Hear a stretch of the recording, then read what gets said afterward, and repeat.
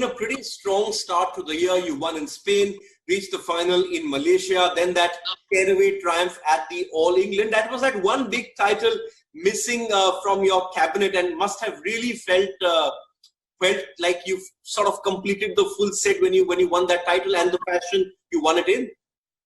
Definitely, it was a dream coming true for me in All England, and even though it was sort of a pretty how can you say, mixed feelings coming home and everything being locked down, and of course the COVID-19 situation filled a lot during that week. However, it doesn't take anything away from my victory at the All England, and it was a great win for me. And as you say, to sort of get the tournament, the All England tournament on my CV is definitely something which is really special, and I'm really happy to be amongst the Danish players who has won the All England. But I've been speaking to a lot of Indian athletes. I've spoken to the world champion PV Sindhu in women's. I've also spoken to a lot of our male players who you know pretty well.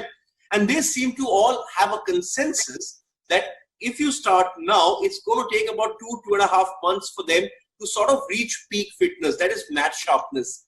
For you, how much do you estimate yourself? How much time it will take you to get back to the levels you were, say, when you won the All England?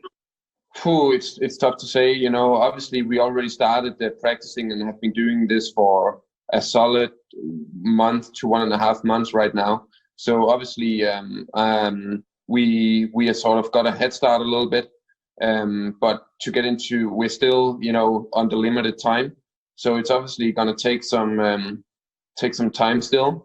However, I'm sure that I'm able to be in an okay shape when the tournament starts to get arranged again and to get going. So I'm looking forward to it, of course. But still, there's a lot of time until next tournament. So for me personally, it's also to sort of make sure that I practice the right things at the right times, because this is a really unusual situation. Normally, we only have a few weeks at home before we travel again.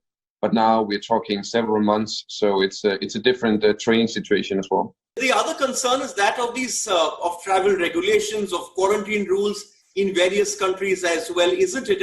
And a lot of players have told me, Victor, that these are decisions that will have to be taken very carefully, because when you are traveling for a tournament, you're traveling overseas. At the back of your mind, you know that there's sort of a risk somewhere, and when you're playing at the top level, you need to be completely clear when you're going into a big tournament. It's such a tough situation again, and I don't think it's sustainable if a lot of countries, they have to be in quarantine for 2 weeks upon returning home. I don't think that's not going to be possible with the calendar we have now. So it's something where we have to see how the situation develops, and hopefully when September comes around, things is better, and we are able to travel more freely around the world. And if that's not the case, then it's going to be really tough to live up to the calendar layout which we see right now. Even though I hope that we will be able to play as many tournaments as possible, the situation has to get better first. So let's see what happens. I'm just crossing my fingers here in Denmark. Badminton is primarily an indoor sport. The new normal across the world seems to be no fans. Now, some players thrive off the atmosphere, and you know that in badminton, it can get very noisy and very boisterous. So how does that sort of affect players now with having no fans around? Well, it's going to be so different. Me personally, I haven't played a tournament without any spectators for a long time. So it's definitely going to be different if that's the case, and it's going to be maybe feel like a little bit more like a practice session, and because the fans and the loud cheering and everything definitely of course creates an atmosphere which is really special. So it's going to be sad to play without spectators, but it's better than not playing at all. So yeah, we'll see how that is. It's going to be crazy and really different.